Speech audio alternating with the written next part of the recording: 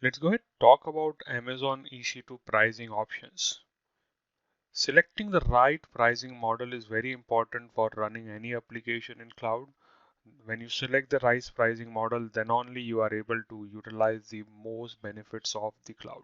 So let's go ahead and see what are the options available for Amazon EC2 as a service. So I would say EC2 price options, I would divide them into four categories: on demand instances, reserved instances, savings plan, which I call reserved instance 2.0. I'll explain it why, and then spot instances. These are the four ways of paying for Amazon EC2 instance.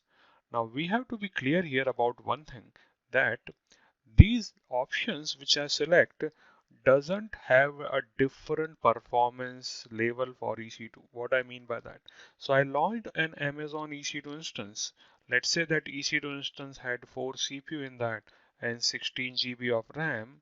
Now that is the physical characteristics of the system.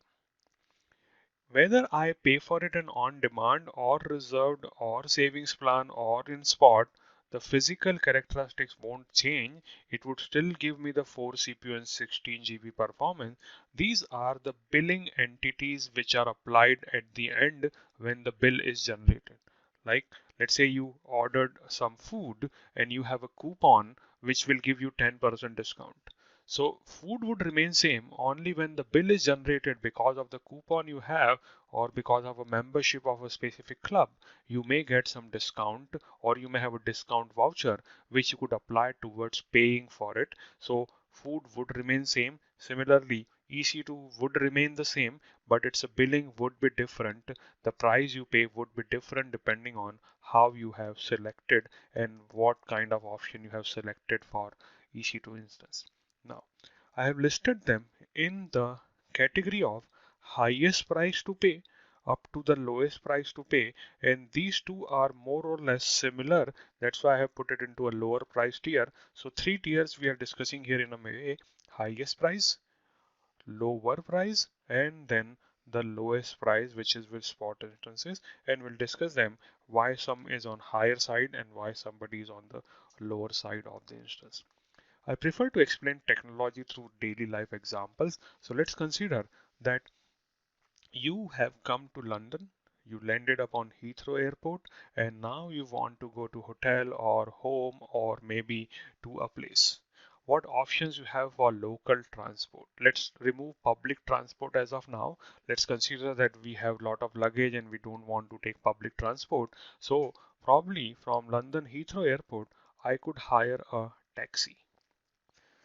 With taxi services, we pay for going from point A to point B.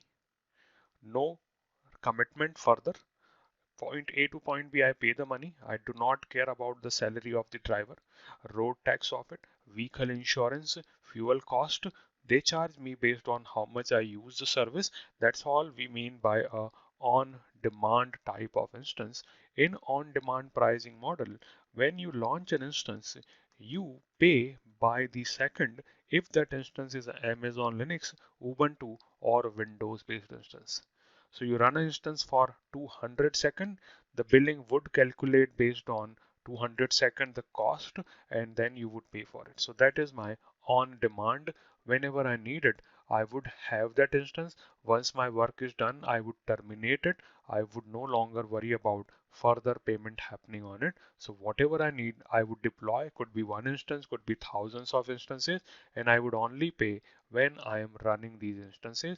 If it is Windows, Linux, and Ubuntu, I would be paying per second pricing. And if it is some other operating system, then my price will be hourly basis. So if I have used that system for 49 minutes, I would be still paying for 1 hour. If I have used that system for 61 minutes, I would be paying for 2 hours. I could start them anytime. I could terminate them anytime. No problem at all on that. Now, this can be a good use case for some unpredictable workload. Now, unpredictable, I would say, are into two dimension. Unpredictable in terms of performance or in terms of duration. What I mean by that? I do not know whether I would be having a requirement to run a machine with 2 CPU or 10 CPU or 16 CPU, or maybe sometime it would be higher, sometime it would be lower. That time it is an unpredictable performance. Better to use on-demand pricing for that. Duration, if I'm not sure, I'm just doing a proof of concept. I'm testing a project. I'm testing something. I may need instance for 1 hour or maybe 10 hour or maybe 10 days or 100 days. I am not sure. That time I would prefer to have a on-demand based pricing. This is like hiring a taxi, using it for whatever time you want, then all done. No need to pay further on that. So that is my on-demand instances, either pay by second or pay by hour, more suitable toward unpredictable workload. Let's talk about reserved instances now. These instances, when I say about reserved or savings plan, these are referred also as commitment based purchase. You are making some commitment here. What type of commitment? I'll explain that in a minute. Let's say you move to London and you would be living here for a longer period of time. You are not just a tourist for 4 or 5 days. Maybe you have planned to live here for, let's say, 6 months or 1 year or whatever. Now, if you would need transport every day, then getting taxi every day may not be very efficient, may not be very cost effective. So maybe you would look for options like, hey, I want to lease a car. So when we are leasing a car, now leasing of car may not be allowed for maybe 1 day or 2 days. You may require some long-term commitment to be made that I want to lease it for 3 months or 6 months or maybe 1 year or whatever. So that is a way of reserving a capacity. That car stays with you, whether you use it or not, that is with you, and you would pay a monthly fee or a yearly fee depending on the contract you negotiated or the lease you acquired on that car. Same applies in EC2. If you feel that I have a workload which I plan to run for a 1 year or 3 year term, I would prefer to reserve that capacity. So that is called reserved instance, where you make a commitment to AWS and say, hey, AWS, I would be running this type of instance for a length of 1 year. Can you give me some discount because I am going into a long-term commitment? Same like when you rent a hotel for 5 days, you may not be having that much of discount, but if you are renting a hotel, let's say for a month, probably you would be able to have a better discount applied because of the long length of time you are committing to stay there. Same applies here in reserved instances. You have a commitment here for 1 year or 3 year term. This would be well suitable for the application or workload which are long running and which require predictable performance. Or I know what is their performance characteristics. Would I need one server with that much of CPU or this much of RAM? That time I would prefer to have a reserved instance, and that reservation when I am making, I may have to tell Amazon AWS that hey, I would be reserving an instance in a specific region in a specific AG. That can also be there optionally. You can specify. You may specify which type of instance you would be needing and what type of operating system you would be needing on that. So when you are leasing a car, you would say type of the car you are interested to lease, how long you would be leasing it, and then maybe some additional thing like is it should be a manual or automatic transmission. So that would be your reserved instance, well suited when you are sure how long you would be running your workload because it is a commitment. So if you had rented, if you have, sorry, reserved instances, let's say you reserved a C5.24 extra large instance for 1 year. And maybe you powered on that instance only for 3 months, 4 months, 6 months. Still, you are liable to pay the total amount of 1 year commitment. So you leased a car for 1 year, you rented an apartment for 1 year. Even if you are on vacation for 2 months and didn't live into the apartment, you are still liable to pay. So that is a reserved instance. So that is well suited when you are sure what your needs are. We will then go for reserved instances. What if we go ahead? Here we are seeing that we are making a technical commitment. We decide on what technical requirements we have and then we make a commitment. What if we want little flexibility? Let me take another car example here for leasing. What if the car provider I am leasing from has a flexible lease option? It says, hey Ashish, you could go ahead and rent a car on lease, but I would give you flexibility that if you want maybe a van to shift your house, maybe you want to drive a bike and feel some wind in your hair, go for it. I won't stop you, and you would be still paying me a dollar value per month, but I am giving you flexibility that you could switch it to a car or to a bike or to a truck depending on your use cases, but the commitment is still there.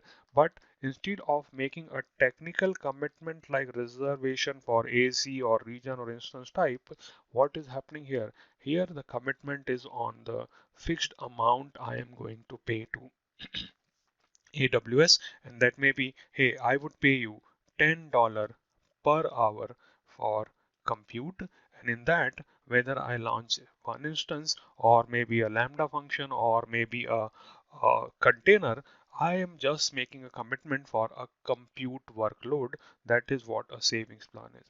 Now, savings plan itself has two categories. One is called compute savings plan, and one is called EC2 Instant Savings Plan. We'll talk about them later, but savings plan is a flexible commitment you are making, and that flexibility is in terms of reservation. Technically, you are flexible, but you are still making a dollar value commitment, but you can choose your own way of delivering things. Region, your operating system, instance type can be exchanged within savings plan, and you will still get the discount on that.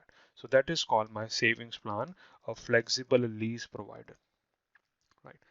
When you make these commitments, based on your commitment, because this request you would raise first, say I want to reserve 10,000 EC2 instances, you raise that request, AWS would verify and confirm that they have that much of capacity at their backend availability zone and region where you are requesting, and then only approve your reservation.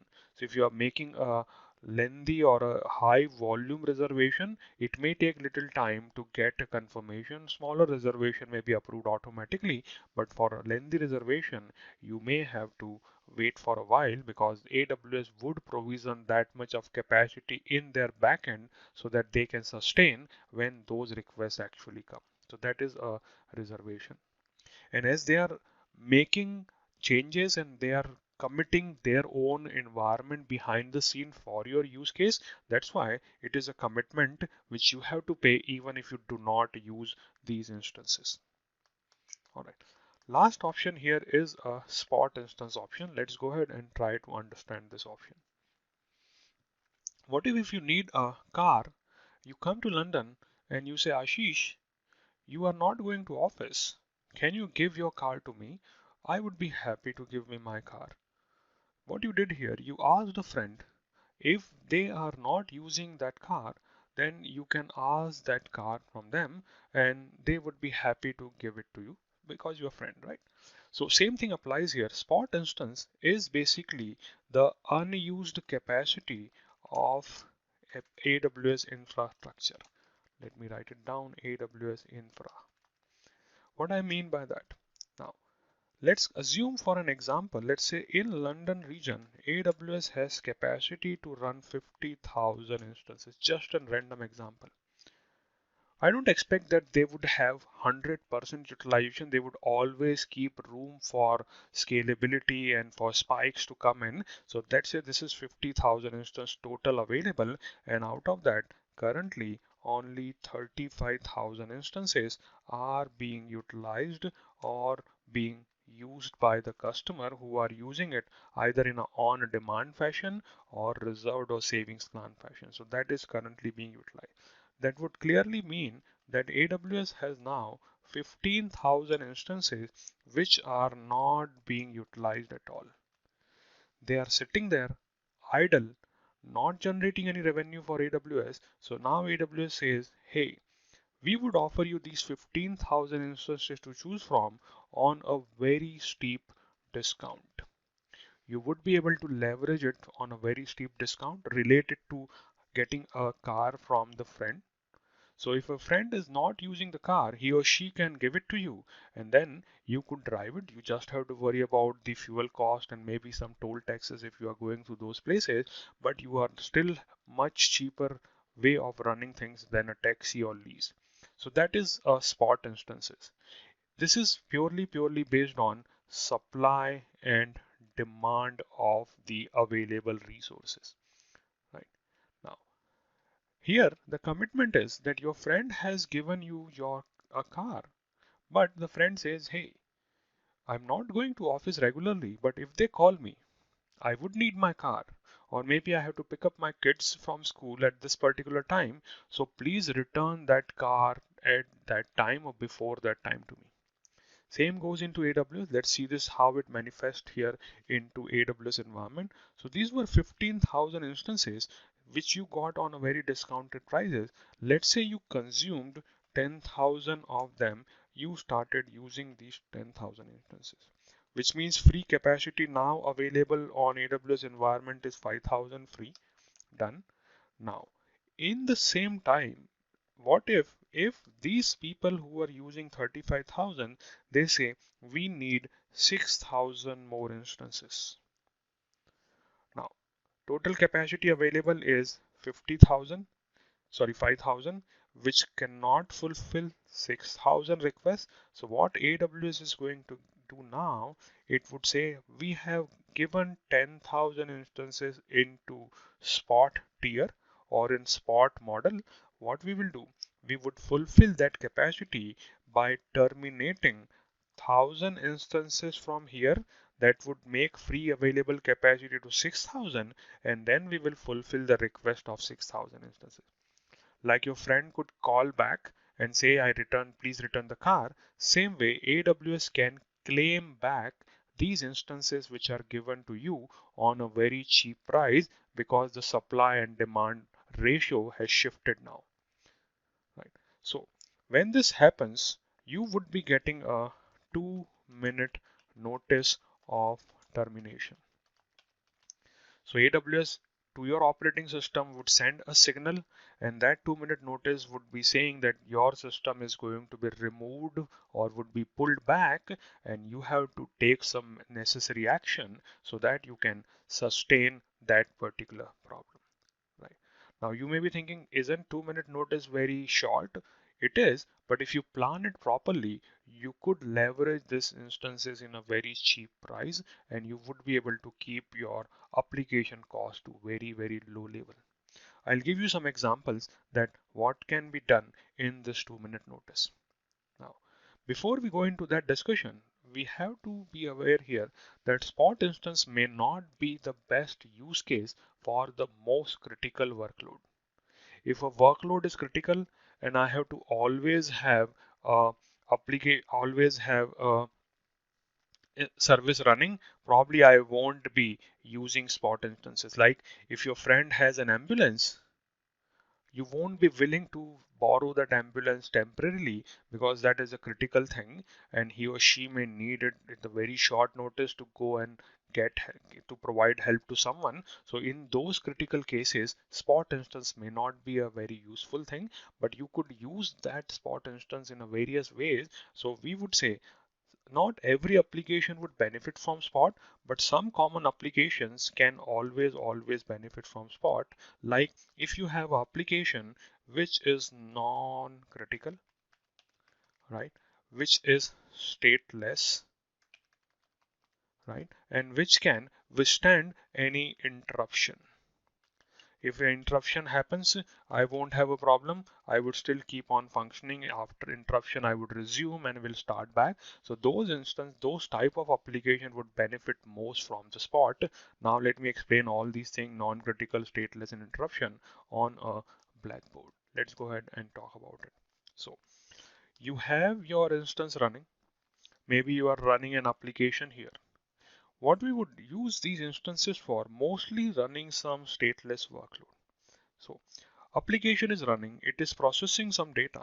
Probably that data would be stored somewhere outside of that instance. the state of that application would be maintained elsewhere. Maybe it could be a S3 bucket, could be a database, maybe a queue, or whatever external mechanism you want to use. Now, application is running. Let's say it is processing a job. That job finished 30% of processing, 70% still remaining. That information is stored here. And now AWS issues a termination notice to this instance. What you could do now, you could gracefully come out of the job, have the state stored into some external storage. This instance will get terminated, and then you could run another instance, and that instance can then pick up from where it left, start processing. Let's say it was able to process up to 70%, got termination notice of 2 minutes, no problem. That data is now stored here. This instance gets terminated.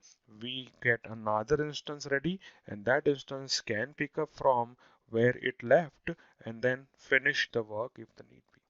So these type of instances these type of application which are stateless, which are non-critical because we may not get the instance that very moment when we need it because there may be not the supply available, and which can withstand interruption, those are good candidate for spot instances. And you can very creatively use these instances. Another option you have here, that when you get this 2 minute notice, it is the compute capacity which is taken away from you. If even you have a volume attached to this instance, that volume is not deleted. So maybe as soon as this 2 minute notice comes to you, you could initiate a snapshot of the volume, or you could hibernate your instance, and once have capacity available, you could resume from where you left. So if you design things properly, it would give you a steep discount to run your application. And how much steep it could be, what benefit in terms of cost I would have, I'll explain to you that in a minute. So be aware, spot instances will be good use case where you are not critical. When you do not have a timeline to meet, then stateless workload interruption is okay with your application, then spot can be a good use case to follow along. So hope this thing is clear. Let's go ahead and see the details of spot. So spot is unused capacity of AWS infrastructure, purely supply and demand based pricing, which will dictate how much would be the cost associated with spot. So let me go ahead and explain all these things here. Now, before I explain you spot, people get confused when they hear reserved instance. Reserved instance doesn't mean physical reservation. Reserved instance doesn't mean that, hey, AWS has selected a server rack, found out what you requested, and then it has put name of that person here, that this server belongs to that particular person. No, it is not like that.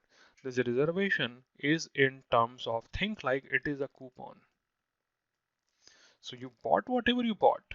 Your monthly bill is being generated, and then you say, I have a discount code, and that would give me some percentage of discount. So that is what happens here. It's not like a physical reservation. It is just a discount which is applied at the checkout or at the month end when your invoice is generated.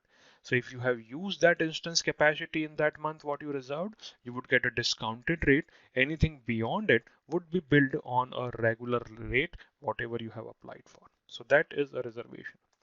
Coming back, shifting gears to spot instances again, let me show you spot instance information into console. You could get some detail about the price benefit you may get. So here is my EC2 console, and I am going here to spot request.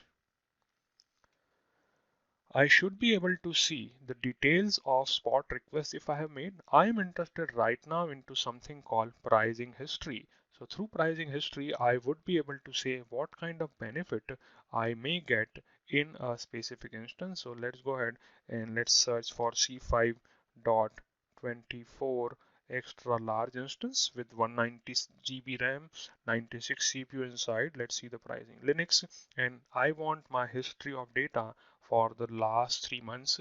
Let's see what happens now. What I see here, I see detail of on a demand price. If I run a C524 extra large instance on an hourly price, I would be paying $4.08 per hour. But if the same instance I get on spot tier, I would be getting around 60.32% discount in US East 1A, 1B 57, 1C, 1D. As you could see, around 60-70% discount is what you are getting because of using a spot instance, and this is based on data of 3 months. And if you see here the fluctuation, that is telling me that the prices can go up and down, but you can clearly see that it never goes to, let's say, 4 or 4.5 or 3.5. It is always into a very low range. So if I can properly use my system, design my application, I should be benefiting from using spot instances. Shouldn't be a problem at all. So that is my spot instance. Now, one more interesting tool which you could also leverage is called Spot Instance Advisor. Let me bring up that tool here, and you would have a link of it into resources section. The Spot Instance Advisor gives you a detail that what is the probability of your instance being pulled back by AWS. Right. So I go further, and let's say I select the location of Northern Virginia, and now I want to see what are the what is the frequency of interruption here. I have these instances available as you see. Let me display all 595. I'll quickly go through the list so that you could relate. Now, if you see here, this is my frequency of interruption. Now, it is a percentage, so you quantify it. Where maybe you run that instance M616 extra large, which will give you 50% is 54% discount from on-demand pricing, and interruption frequency is 5%. Probably you run 100 instances, 5 of them would be taken away, or you run one instance for 100 hours, maybe for 5 hours it would be interrupted, but it is less than 5% of interruption frequency. Then if you keep going down, there are 600 around instances. You would find some instances which have higher frequency of interruption. R6GD.metal 5 to 10% interruption frequency. I go further, M5A extra large 10 to 15%. Further, maybe more than 20%. So if you properly design your application, you should be able to create an environment where you have picked up instances which have less interruption frequency, and probability of interruption happening in your workload would be minimized if the need be. Right. Plus, we will discuss in future about a feature called auto scaling group. What you could do in that auto scaling group, let me draw this thing. Let's say you have a requirement to process some data, you need 100 EC2 instances. Okay. What if I could diversify my type of instances? So I say here, I would be utilizing and using maybe 20 instances which are coming from on demand or reserved instance tier. I can't speak at type at the same time, on demand or reserved instance, or maybe savings plan, whatever. So these 20 are not going to be taken away from me. And now I say for the remaining 80, I would be using spot instances. It's like companies would hire temporary employees when their season is on peak. Like maybe Amazon would hire temporary employees in the Thanksgiving time or Christmas time because they would have more orders and they have to fulfill that many orders. So maybe they would hire temporary employees. Spot instances are like that. No long-term commitment. Now, in this 80 spot instances, I can again be diversifying my workload. I could say, okay, out of this 80, 20 I would be taking from, let's say, C5. Another 10 I would pick up from, let's say, C6. Another 10 I would pick up from M5. You get the idea? So I could diversify my application workload in this manner. Benefit here is, let's say, due to capacity crunch, my C6 instance are pulled back. I would still have C5 available. I would still have M5 available. So I would not be running into almost zero capacity most of the time. I would have something available, and these are my not the spot instance. These are not spot instances. So I would not be having any capacity crunch for these 20. They would still keep on functioning. Only 80 may get affected, and even because of diversification, even those 80 may not be completely taken away from me. So that kind of configuration can be done, but that is possible by a feature which is called auto scaling group, or in short, we call it ASG. So we'll discuss about them in the next chapters. So I hope this thing is clear. Now you could design your application in the way you want, and there are a lot of use cases you can find on internet and Amazon documentation which tells you that how customers benefit from these spot instances. So I hope this thing is clear and you have a better idea on the pricing part of AWS services, how EC2 services work, for pricing option: on demand for unpredictable workload, reserved predictable workload, savings plan, again commitment for predictable workload, and spot, a supply and demand based pricing which you could use. So hope you got a better idea. And there is a service summary card for Amazon EC2. This would be available into your resources section. So you should be able to get more detail and read this information to get a little bit more idea on how Amazon EC2 actually works. So I hope you enjoyed and learned something new. I would talk to you into the next section. Thank you.